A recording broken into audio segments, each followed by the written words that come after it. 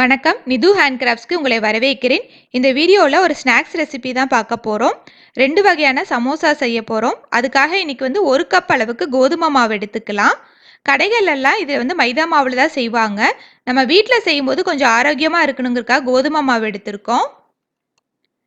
இது கூட ஒரு 1/4 டீஸ்பூன் அளவுக்கு ஓமம் எடுத்து அதை லைட்டாக க்ரஷ் பண்ணி சேர்த்திக்கலாம். அப்போ நல்லா வாசனையாக இருக்கும். ஓமம் சேர்த்துறதுனால நல்லா ஜீரண சக்தி கொடுக்கும். ஓமத்துக்கு பதிலாக நம்ம ஜீரகம் கூட சேர்த்திக்கலாம். அப்புறம் தேவையான அளவுக்கு உப்பு, இது கூட 1 டேபிள் ஸ்பூன் அளவுக்கு எண்ணெயை நல்லா சூடு பண்ணி சேர்த்திக்கலாம். நம்ம கோதுமை மாவில் செய்யறதுனால நல்லா கிறிஸ்பியாக இருக்கணுங்கிறதுக்காக சூடு பண்ணி சேர்த்துறோம். மைதா மாவாக இருந்துச்சுன்னா எண்ணெய் சூடு பண்ணாமல் அப்படியே கூட சேர்த்திக்கலாம். எண்ணெய்க்கு பதிலாக நெய் அல்லது வெண்ணெய் கூட சேர்த்திக்கலாம். ஃபஸ்ட்டு இது நல்லா மிக்ஸ் பண்ணிக்கணும். கை வச்சு நல்லா அழுத்தி மிக்ஸ் பண்ணிக்கோங்க. சூடு கொஞ்சம் கம்மியானதுக்கப்புறம் கை வச்சு மிக்ஸ் பண்ணுங்கள். அப்போ தான் நல்லா கிறிஸ்பியாக கிடைக்கும். மாவோட எல்லா பகுதியிலையும் எண்ணெய் படுற மாதிரி மிக்ஸ் பண்ணிவிட்டு இதில் கொஞ்சம் கொஞ்சமாக தண்ணி சேர்த்து சப்பாத்தி மாவு பதத்துக்கு பிசைஞ்சு எடுத்துக்கலாம். நல்லா சாஃப்டான பதத்துக்கு பிசைஞ்சு எடுக்கணும். அப்போ தான் நல்லா கிறிஸ்பியாக கிடைக்கும். இந்த மாதிரி நல்லா மிக்ஸ் பண்ணிவிட்டு இதை ஒரு ஃப்ளாட்டான சர்ஃபேஸ்க்கு மாற்றி ஒரு 2 நிமிஷத்துக்கு நல்லா அழுத்தி பிசைஞ்சுக்கணும். அதுக்காக கையில் ஒட்டாமல் இருக்கிறதுக்கு கொஞ்சமாக மாவு தூவி விட்டுக்கலாம். இதை பிசைறதுக்கு stretch and fold method use பண்ணிக்கலாம். லைட்டாக இந்த மாதிரி விரித்து இழுத்து ஸ்ட்ரெச் பண்ணிவிட்டு லைட்டாக மடித்து நம்ம மசாஜ் பண்ணோன்னா 2 நிமிஷத்துக்கு நல்லா சாஃப்டாக கிடைக்கும். இதே ப்ரொசீஜர் தான் ரொமாலி ரொட்டி பரோட்டாக்கெலாம் செஞ்சோன்னா கிடைக்கும்.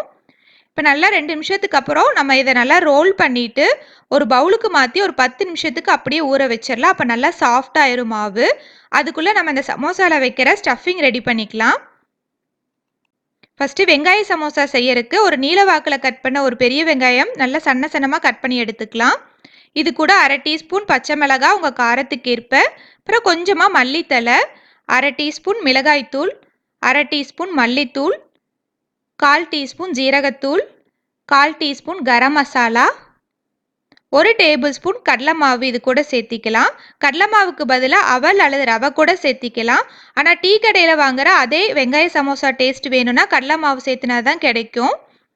கடலை மாவு சேர்த்திட்டு இது கூட தேவையான அளவுக்கு உப்பு, இதெல்லாத்தையும் சேர்த்து நல்லா மிக்ஸ் பண்ணிக்கலாம். தண்ணி எதுவும் சேர்க்க வேண்டியதில்லை. வெங்காயத்தில் இருக்கிற தண்ணியே போதுமாக இருக்கும். இதை நல்லா மிக்ஸ் பண்ணிவிட்டு ஒரு பேன் வச்சு அதில் ஒரு 1/4 டீஸ்பூனுக்கு எண்ணெய் சேர்த்திக்கலாம். எண்ணெய் சூடானதுக்கப்புறம் ஒரு 1/4 டீஸ்பூன் ஜீரகம் நல்லா பொரியட்டும். பொரிஞ்சதுக்கப்புறமா ஆல்ரெடி வெங்காயம் மிக்ஸ் பண்ணி வச்சுருக்கோம் இல்லையா, அதை இதில் சேர்த்திக்கலாம். சேர்த்திட்டு சரியாக ஒரே 1 நிமிஷம் மட்டும் இது வதக்குனா போதும். இதை நம்ம பச்சையாக வச்சு கூட சமோசா செய்யலாம். நான் குழந்தைங்களுக்கு கொடுக்கும்போது வெங்காயத்தோட காரம் ரொம்ப அதிகமாக இருக்கிறனால ஒரே 1 நிமிஷம் மட்டும் வதக்கிக்கலாம். அது மாதிரி எண்ணெயும் நிறையா சேர்த்தக்கூடாது. எண்ணெய் நிறையா சேர்த்துட்டுனா சமோசா ஷீட்டு மடிக்கிறதுக்கு வராது. இப்போ இதை 1 நிமிஷத்துக்கு அப்புறம் வேறு பவுலுக்கு மாற்றி எடுத்து வச்சுட்டு ஷீட்டு விரிக்க ஆரம்பிச்சிடலாம். நம்ம ஆல்ரெடி மாவு பிசைஞ்சு வச்சுருக்கோம். இப்போ 10 நிமிஷம் ஆயிடுச்சு. இப்போ பாருங்கள் நல்லா சாஃப்டாக இருக்குது. இப்போ நம்ம ஷீட்டு விரிக்க ஆரம்பிச்சிடலாம். நம்ம 2 வகையான சமோசா செய்ய போகிறோம். அதனால் இதை ஃபஸ்ட்டு 2ஆக கட் பண்ணி எடுத்துக்கலாம். ஒரு பாதி வெங்காய சமோசாக்கும் இன்னொன்று உருளைக்கிழங்கு சமோசாக்குன்ட்டு. இப்போ ஒரு பாதி எடுத்து அது சின்ன சின்ன உருண்டைகளாக உருட்டிட்டு நம்ம சப்பாத்திக்கு தேய்க்கிற மாதிரி நல்லா தேய்ச்சி எடுத்துக்கணும். ஒட்டாமல் இருக்கிறதுக்கு கொஞ்சம் மாவு டஸ்ட் பண்ணிக்கலாம். எவ்வளோ சன்னமாக எவ்வளோ மெல்லிஸாக விரிக்க முடியுமோ அந்தளவுக்கு மெல்லிஸாக தேய்ச்சி எடுத்துக்கணும். இந்த மாதிரி நல்லா மெல்லிஸாக தேய்ச்சிட்டு இதோட 4 ஓரங்களையும் நம்ம கட் பண்ணி எடுத்துக்கலாம். அப்போ நமக்கு ஒரு சதுர ஷேப்பில் கிடைக்கும், ஸ்கொயரில் சமமாக இருக்கிறதுக்காக. இப்போ இதை 2ஆக கட் பண்ணிக்கலாம். நமக்கு இதில் 2 சமோசா செய்ய முடியும். ஷீட் பாருங்கள் எவ்வளோ மெல்லிஸாக இருக்குன்ட்டு என் கையோட அச்சே தெரிகிற அளவுக்கு இருக்குது. இப்போ இதை நம்ம லைட்டாக சூடு பண்ணி எடுத்துக்கலாம். அதுக்கு ஒரு தோசைக்கல் வச்சுட்டு அது நல்லா சூடானதுக்கப்புறமா இந்த ஷீட்டெல்லாம் அதில் வச்சு 2 பக்கம் ஒரு 5 செகண்ட் மட்டும் வேக விட்டு எடுத்துக்கலாம். லைட்டாக பபிள்ஸ் எழும்பி வரும்போது நம்ம இந்த ஷீட்டை திருப்பி போட்டுடணும். சரியாக 5 செகண்ட் இருந்தால் போதும். சப்பாத்தி மாதிரி ரொம்ப நேரம் வேக விடணுன்ட்டு இல்லை.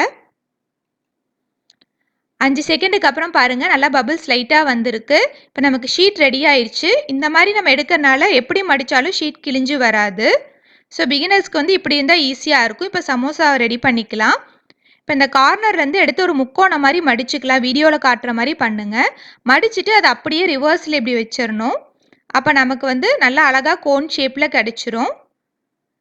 கடைசியாக நம்ம மடிக்கிற ஓரம் பிரிஞ்சு வராமல் இருக்கிறதுக்காக அதில் கொஞ்சமாக மாவு பேஸ்ட் மாதிரி ரெடி பண்ணி நம்ம ஒட்டிக்கணும்.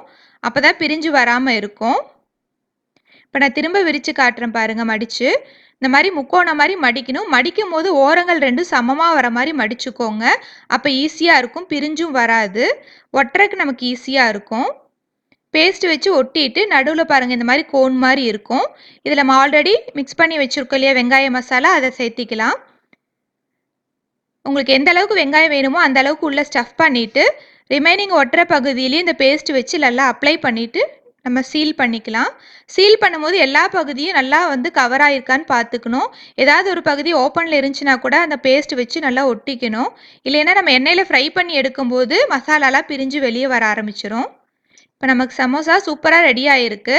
இதே மாதிரி எல்லா சமோசாவையும் நம்ம மடித்து எடுத்துக்கலாம்.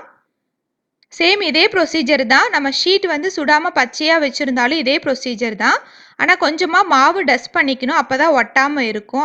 அதே மாதிரி இப்போ அடுத்து நம்ம உருளைக்கிழங்கு சமோசா செய்யறதுக்கு 2 வேக வச்ச மீடியம் சைஸ் உருளைக்கிழங்கு எடுத்திருக்கோம். இதை கட்டி எதுவும் இல்லாத மாதிரி நல்லா மசிச்சு எடுத்துக்கலாம். அப்புறம் இதில் ஒரு 1/2 டீஸ்பூன் பொடியாக நறுக்கின இஞ்சி, 1/2 டீஸ்பூன் பச்சை மிளகாய், இது உங்கள் காரத்துக்கு ஏற்ப, அப்புறம் 1 டேபிள் ஸ்பூன் பெரிய வெங்காயம் நறுக்குனது, கொஞ்சமாக மல்லித்தலை.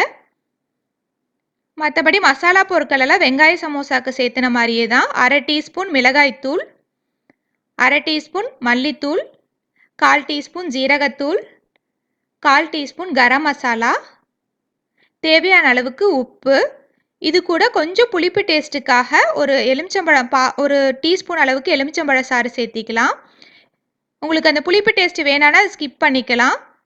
இது எல்லாத்தையும் சேர்த்து நம்ம நல்லா மிக்ஸ் பண்ணிக்கலாம். நமக்கு உருளைக்கிழங்குல ஈரம் கொஞ்சம் அதிகமாக இருந்துச்சு அப்படின்னா நீங்கள் கடலை மாவு கூட சேர்த்திக்கலாம்.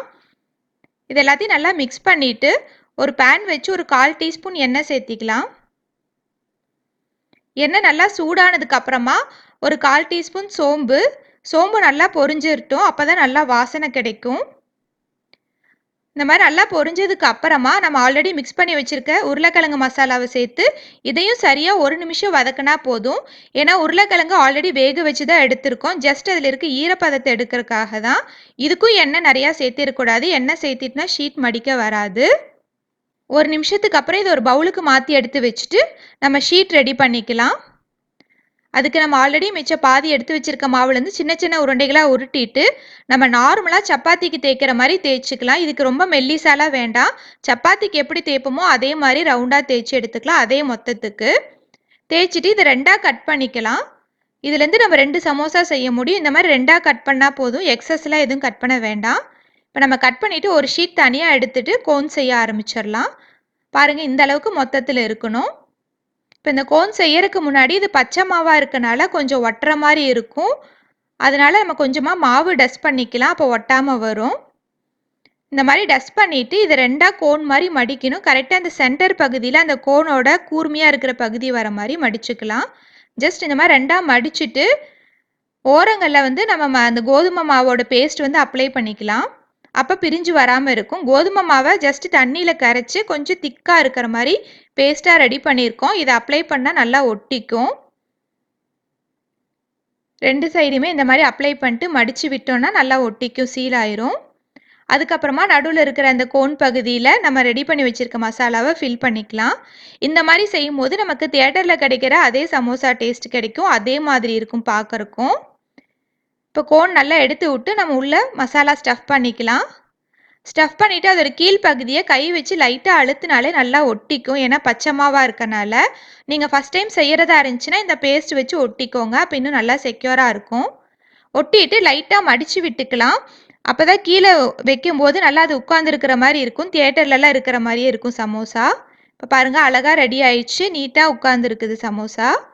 இப்போ இதே மாதிரி எல்லா சமோசாவும் ரெடி பண்ணிவிட்டு நம்ம ஃப்ரை பண்ணிக்கலாம். எண்ணெய் ஆல்ரெடி சூடு பண்ண வச்சுருக்கோம். எண்ணெய் மிதமான சூட்டில் இருக்கணும். இப்போ நம்ம சமோசாவெல்லாம் சேர்த்து நல்லா ஃப்ரை பண்ணி எடுத்துக்கலாம். 2 பக்கம் பொன்னிறமாக வர மாதிரி ஃப்ரை பண்ணி எடுத்துக்கணும். ஒரு சின்ன டிப்பு, இந்த சமோசாலாம் சேர்த்துனதுக்கு அப்புறமா நமக்கு லைட்டாக வெள்ளை கலரில் வரும். சேர்த்துன உடனேவே அந்த மாதிரி ஒயிட் கலர் லேயர் வந்ததுமே நம்ம சமோசாவை திருப்பிடணும். நம்ம ரொம்ப நேரம் வச்சுட்டோன்னா அந்த அடிப்பகுதி மட்டும் கலர் மாறின மாதிரி கருப்பாக இருக்கிற மாதிரி இருக்கும். அப்போ சமமாக பொன்னிறமாக இருக்காது. அதனால் 2-3 வாட்டி இந்த மாதிரி திருப்பி போட்டுக்கோங்க. இந்த மாதிரி பொன்னிறமாக வந்தது நம்ம எடுத்து வெளியே வச்சுக்கலாம். நமக்கு சமோசாலாம் சூப்பராக ரெடி ஆயிடுச்சு. இந்த மழை காலத்துக்கு இது சூப்பரான ஸ்நாக்ஸாக இருக்கும். எல்லாரும் விரும்பி சாப்பிடுவாங்க. இதை கண்டிப்பாக நீங்களும் ட்ரை பண்ணி பாருங்கள். நம்ம வீட்லேயே சமோசா ட்ரை பண்ணி பார்த்துட்டு உங்கள் கமெண்ட்ஸை கமெண்ட் பாக்ஸில் போஸ்ட் பண்ணுங்கள். இந்த வீடியோ உங்களுக்கு பிடிச்சிருந்துச்சுன்னா லைக் அண்ட் ஷேர் பண்ணுங்கள். இது வரைக்கும் நிது ஹேண்ட் கிராஃப்ட் சப்ஸ்கிரைப் பண்ணாமல் இருந்தால் மறக்காமல் சப்ஸ்கிரைப் பண்ணுங்கள். தேங்க்யூ.